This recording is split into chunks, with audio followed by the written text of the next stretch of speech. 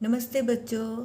आज हम पढ़ेंगे हमारी पाठ्य पुस्तक सरस्वती संस्कृतम भाग 4 का पाठ जिसका नाम है परिचय, इंट्रोडक्शन।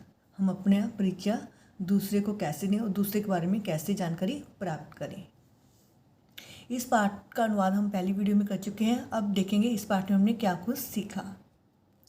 अगर हमने किसी के बारे में जानकारी प्राप्त करनी है तो सबसे पहले हम उसका नाम पूछते हैं। तो हम क्या पूछेंगे? तव नाम किम? तुम्हारा नाम क्या है? तव नाम किम? तुम्हारा नाम क्या है? तो वो अगर पुरुष है तो वो अपना नाम बताएगा, स्त्री है तो भी वो अपना नाम बताएंगे। तो वो क्या कहेंगे? मम नाम, जो उसका नाम है वो नाम बता देंगे। अगर वो पुरुष है तो अपने नाम के पीछे 2 विसर्ग लगाएंगे। अगर फीमेल है, स्त्री है, तो वो जो उसका नाम है वो सेम वैसे ही लिखा जाता है। तो वो कहेगा मम नाम, जो उसका नाम है वो अपना नाम बता देंगे। अगर मान लो आप मेरे से पूछते हो तब नाम किम, तो मैं बोलूँगी मम नाम रेणु बाला। अगर मैं आपसे पूछूं, आपका नाम पूछना हो मैंने, तो मैं पूछूंगी तब नाम किम, तो आप अपना नाम बता दोगे। मम नाम, जो आपका नाम है वो आप अपना नाम लगा लोगे। अगर आप बॉय हो तो आप विसर्ग लगा लोगे, 2 बिंदी लगा लोगे पीछे। अगर आप लड़की हो तो आप जैसे आप जो नाम है वो सेम नाम वैसे ही लिख दोगे। तो ये हो गया हमारा परिचय लेने का ढंग। हम परिचय कैसे लेंगे? ऐसे ही हम हिंदी में सर्वनाम करते हैं, इंग्लिश में प्रोनाउंस करते हो ना, तो उसके लिए वर्ड यूज़ करते हैं तुम, हम, वह। तो ऐसे संस्कृत में भी इसके लिए शब्द होते हैं।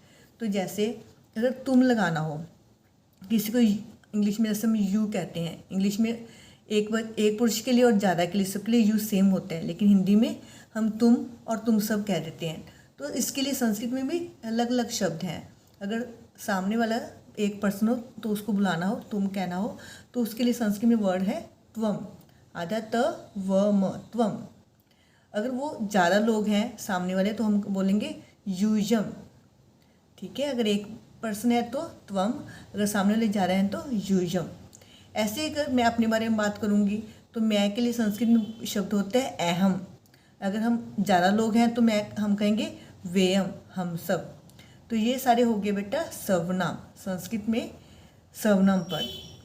ऐसे ही जैसे हम बेटा हिंदी में क्रिया होती है, इंग्लिश में वर्ब्स होती हैं, वैसे संस्कृत में इसके लिए कुछ धातु रूप यूज़ होते हैं। संस्कृत में इसको धातु कहते हैं।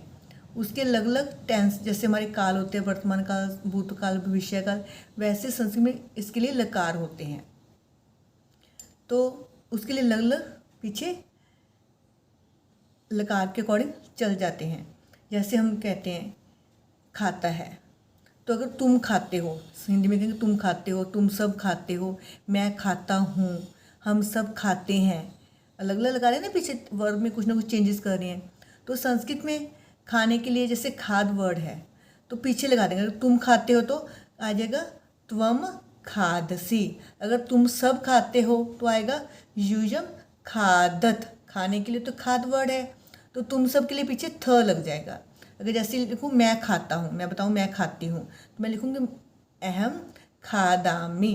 अगर हम सब कुछ खा रहे हैं तो मैं लिखूँगी व्यम, हम सब के लिए व्यम, खाते हैं तो खादाम। आगे खाद, खाद तो सेम वर्ब है खाद, तो उसके लिए जो अलग चिन्ह है सबके लिए अलग अलग यूज़ होते हैं, वो ये लग जाते हैं। तो हमने ये ब्लैक पेन से जो लिखा हुआ वो क्या है? सर्वनाम पद। और जो रेड पेन से लिखा हुआ वो क्या है? धातु क्रिया, जिसको हम इंग्लिश में वर्ब बोलते हैं। तो अगर ये आपका क्लियर हो गया सर्वनाम और धातु वर्ब्स, तो आप ये पाठ का अभ्यास बहुत आसानी से याद कर सकते हो। तुम के लिए त्वम, तुम सब के लिए यूयम, मैं के लिए अहम, हम सब के लिए व्यम। क्योंकि इसमें एक तो क्या है, धातु के अकॉर्डिंग सर्वनाम पद भरने हैं। ऐसे ही एक वचन का बहुवचन बनाना है, तो त्वम एक वचन हो गया, यूयम बहुवचन हो गया, अहम एक वचन हो गया, व्यम बहुवचन हो गया। तो अगर आपको ये सारा क्लियर हो गया तो इससे आपका अभ्यास बहुत जल्दी से याद हो जाएगा। Thank you for watching this video. Please like, subscribe and share.